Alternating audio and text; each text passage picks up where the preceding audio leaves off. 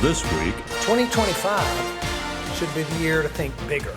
Governor Bill Lee delivers his 7th State of the State address, touting passage of his school voucher plan. A voucher scam that's going to end up depleting badly needed funds from our public schools. Democrats, teachers, and many school districts opposed vouchers. Polling shows 70% of Tennesseans oppose vouchers. We have finally brought universal school choice to Tennessee families. Despite the opposition, Governor Lee signs the Education Freedom Act, his voucher plan, into law. I want to start with a moment of silent reflection or prayer in memory of the 3rd MMPD victim. Accusations of a dangerous culture inside the Metro Police Department. It is an essential part of us being able to do this biomedical research. And a federal judge temporarily blocked the Trump administration's plan to drastically cap funding for universities, which is good news for Vanderbilt. Hello again and welcome to another edition of This Week. Governor Bill Lee delivered the annual State of the State address this week. A federal judge halts Trump from drastically reducing funding to colleges like Vanderbilt. Bipartisan support for convicted felons who claim innocence to be able to present new evidence. Accusations of a dangerous culture inside the Metro Police Department. But we begin with a possible $1 billion loan by the state. It's a basic budget proposal by Governor Bill Lee at $59.4 billion. But Tennessee doesn't have quite enough cash to cover everything. I'm going to ask the members to really lean in on this because we have not had this discussion in a while. A rarity in Tennessee, the governor is proposing borrowing almost $1 billion to pay for capital projects, including new buildings for the Department of Children's Services, renovations for the Supreme Court, and repairs and construction at multiple colleges and universities around the state. Tennessee would have to pay around $62 million more a year for the loan. But the commissioner of the Department of Finance and Administration says it'll be cheaper than waiting to save up the cash. The past few years, we have experienced significant growth in construction costs. Frankly, costs are rising much faster than interest rates.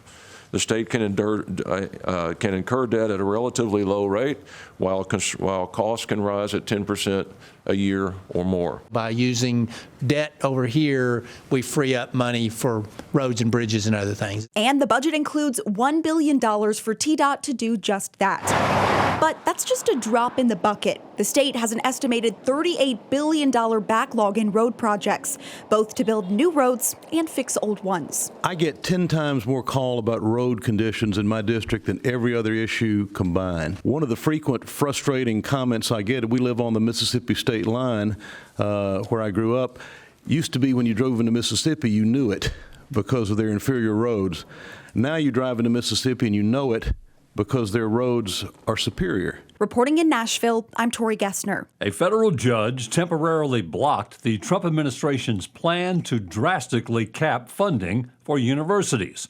A Vanderbilt professor claims if these funding changes do go into effect, it will severely impact her lab's research. News 2's Audrey Mayer has more. At Vanderbilt University, Dr. Stephanie Vankovich works on developing new ways to design life-saving drugs for people who are diagnosed with cancer, heart disease, and other illnesses. She works at a lab in Vanderbilt's Molecular Physiology and Biophysics Department, which receives millions of dollars in funding from the National Institutes of Health, or NIH. It is, at the end of the day, it is an essential part of us being able to do this biomedical research to be able to improve the lives of the American people. Last Friday, NIH announced a 15% cap on indirect costs or overhead for research institutions. Vankovich says the change will cost Vanderbilt millions of dollars. This is going to immediately impact the timeline for us to be able to get life-saving drugs into people's hands. In a post on X, Elon Musk, who spearheads the Department of Government Efficiency, calls award money for overhead expenses at universities with large endowments a ripoff. But according to Dr. Vankovich, the funding, which covers things like water, electricity, and maintenance, is expensive and critical for lab safety. All of us are going to have this really unfortunate time where we are going to be sick or someone who we love is going to be sick.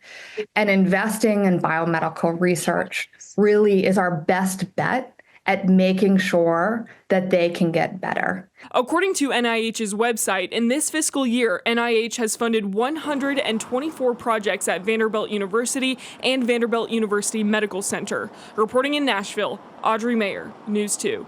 A bipartisan bill would make it easier for Tennesseans convicted of crimes they say they didn't commit to present certain evidence in court that proves their innocence. The proposed legislation, pushed by the Tennessee Innocence Project, would apply to new, non-scientific evidence, like a video or new witness testimony. News 2's Tori Gessner explains. If you didn't commit the crime, you shouldn't do the time. But in Tennessee, proving that after a conviction isn't always that simple. A perfect example of this is if someone has a video of the person committing the crime, and the person accused of the crime currently doesn't really have a process through which to bring that in front of the court. Furthermore, a prosecutor has no way to bring that forth. Under Tennessee law, they can only bring scientific evidence, like DNA, after someone pleads guilty to a crime. And they run into the problem more often than you might think. The Tennessee Innocence Project brought to my attention the difficulties that people that have information that proves their innocence that is non-scientific, the difficulties those people have in getting back in front of a judge, getting back in the court system, and having their innocence actually proven in court. Democratic Representative Bob Freeman is sponsoring a bill to make it easier for people convicted of a crime to bring new non-scientific evidence, like a video or witness testimony, to court to prove their innocence. It would also create a pathway for prosecutors to do the same. Representative Freeman is working with the Republican, Senator Todd Gardenhire, to get it passed. Having two people that are addressing this in a nonpartisan way allows it to be viewed in a nonpartisan way, and this is one of those things. I mean, again, what's more important than making sure that the right people are serving time in jail for crimes they committed? The bill would also make the process of trying to prove a person's innocence easier and more efficient by creating a freestanding innocence request process with the court. The Tennessee Innocence Project said in a statement in part, quote, "It should not take 15 years to figure out an innocent person is locked up for a crime committed by someone else. If a person has objective evidence of innocence never heard by a court before, they should get their day in court as soon as possible." The hope is this change in the law is better for everyone. It's a sentiment both Democrats and Republicans can get behind. Reporting in Nashville, I'm Tori Gessner. Now to our This Week cover story, accusations of a dangerous culture inside the Metro Police Department. Groups are demanding action, claiming Metro Police are ignoring a new sexual misconduct policy, leading to even more victims. News 2's Mai Owens brings us the latest. I want to start with a moment of silent reflection or prayer in memory of the third MMPD victim who took her own life due to continuing struggles and feelings of hopelessness.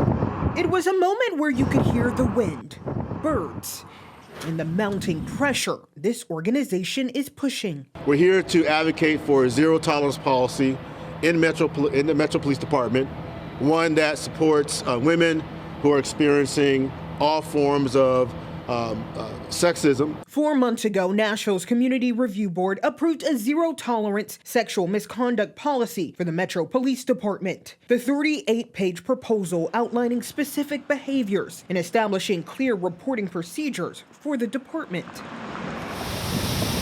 But despite Metro Council members giving the new policy the green light, the organization Silent No Longer claims the policy has never been implemented. 1,755 days have passed since the first MMPD victim came forward.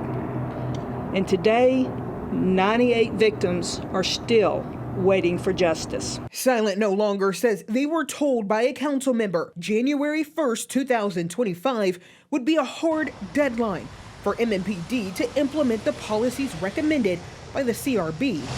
On January 17th, the executive director of the organization spoke with the same council member again, stating she was told victims would now have to wait until March. If you have a policy written, but you're not enforcing it, or you're not updating it, or you're not training people how to use it, it's basically not there. Months ago, when we reached out to MMPD for comment, we were told the department does have a zero tolerance sexual harassment and discrimination policy, and such conduct is absolutely prohibited.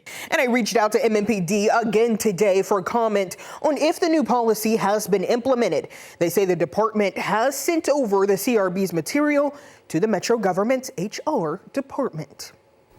Thank you, Mai, and stay with us. This Week continues in a moment.